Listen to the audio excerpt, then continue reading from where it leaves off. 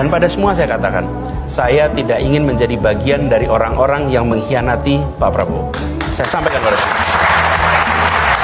Tapi kok gini? Bismillah, kami terima, kami siap jalan bersama. Laki-laki itu yang dipegang apa? Omongannya. Apa yang dipegang? Omongannya. Omongannya. Benar.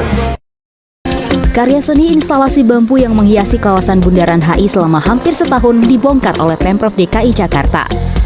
Rabu malam, puluhan petugas Dinas Kehutanan DKI Jakarta tampak sibuk membersihkan sisa-sisa bambu yang pembangunannya menelan dana sekitar 550 juta rupiah. Pembongkaran berlangsung hingga Kamis sekitar pukul 12 malam.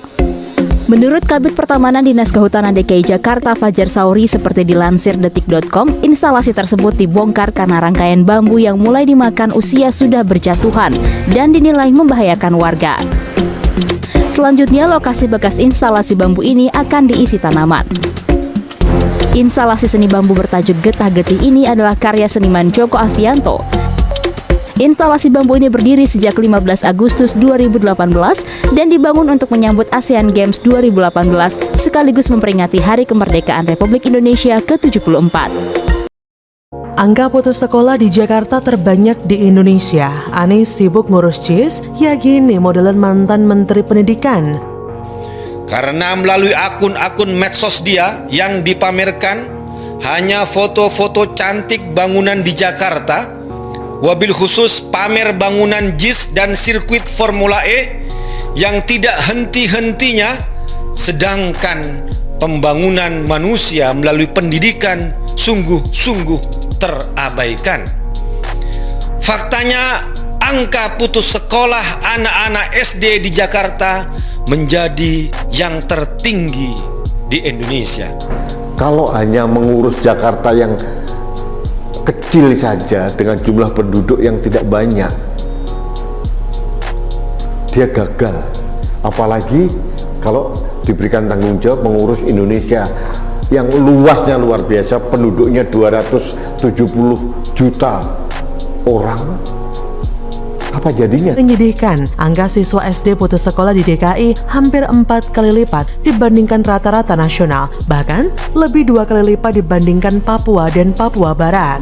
Furkan menyebutkan bahwa angka yang disebutnya berdasarkan data yang dirilis katadata.co.id akhir Mei 2022 menyebutkan bahwa angka putus sekolah siswa SD Jakarta 2020-2021 sebesar 0,69%, sementara Papua Barat hanya 0,3% dan Papua hanya 0,28%, sedangkan rata-rata nasional hanya 0,18%.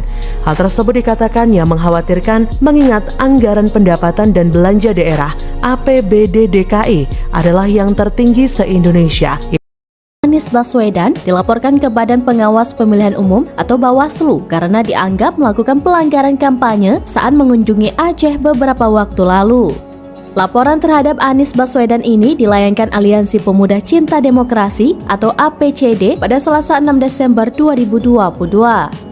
Mereka menilai Anies sudah melanggar ketentuan Undang-Undang Nomor 7 Tahun 2007 tentang Pemilu.